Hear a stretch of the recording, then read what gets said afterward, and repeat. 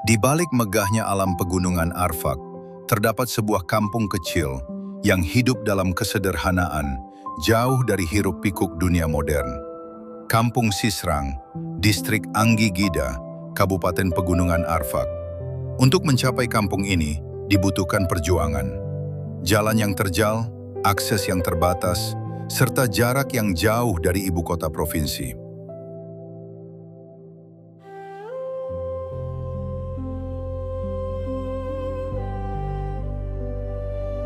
Saya pertama kaget karena tidak ada listrik di tempat ini.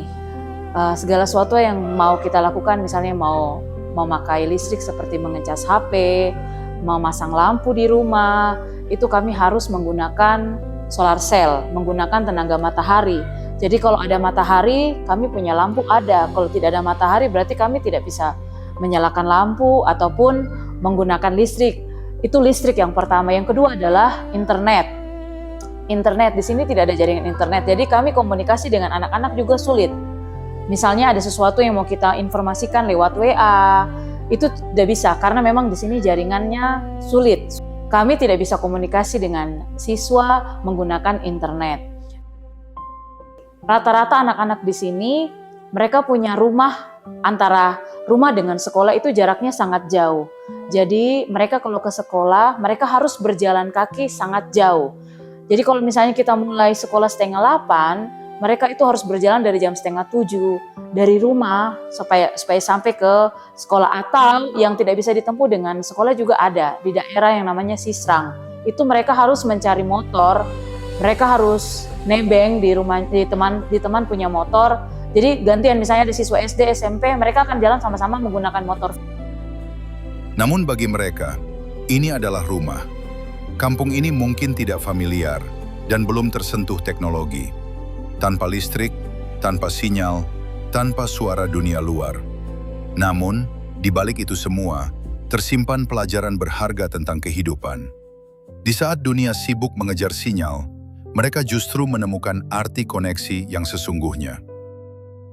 Di sini cuacanya dingin. Anak-anak kadang-kadang datang sekolah dan tidak sekolah. Misalnya kalau lagi dalam cuaca panas, itu anak-anak yang datang tuh ramai.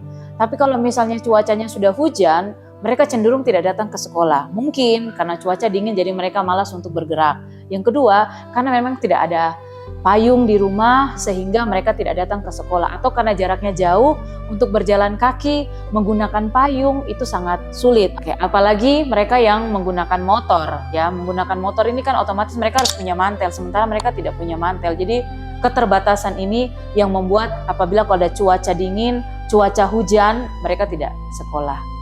Tetapi di balik kendala-kendala ataupun kesulitan yang anak-anak kami hadapi, mereka tetap semangat sekolah. Jadi sekalipun mereka datang ke sekolah terlambat karena jarak mereka yang sangat jauh, mereka harus berjalan bangun pagi, berarti mereka sebelum 6:30 mereka sudah harus bangun. Misalnya jam 6, mereka bercerita jam 6 itu mereka sudah mandi, kemudian jam 6:30 mereka sudah harus jalan supaya mereka tidak terlambat. Itu menurut kami itu suatu semangat belajar yang luar biasa dari mereka. Sehingga ketika kami melihat mereka datang ke sekolah, kami sebagai guru juga ikut bersemangat karena mereka punya antusias untuk tetap belajar dengan setiap kondisi, tidak ada listrik, tidak ada internet, cuaca yang tidak menentu, itu tidak membuat mereka untuk patah semangat dalam belajar.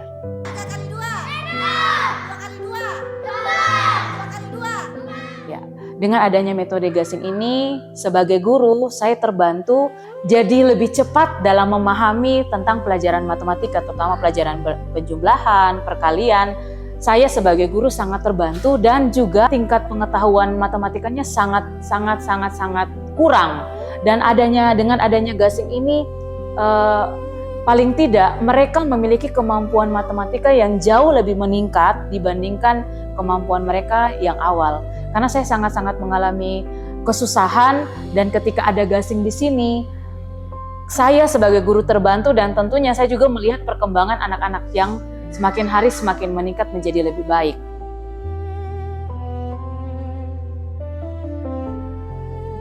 Saat malam datang, gelapnya bukan sekedar ketiadaan cahaya, tetapi juga pengingat betapa jauhnya mereka dari perhatian. Bahwa bahagia tidak selalu datang dari apa yang kita miliki, tetapi dari bagaimana kita menjalani hidup dengan apa yang ada.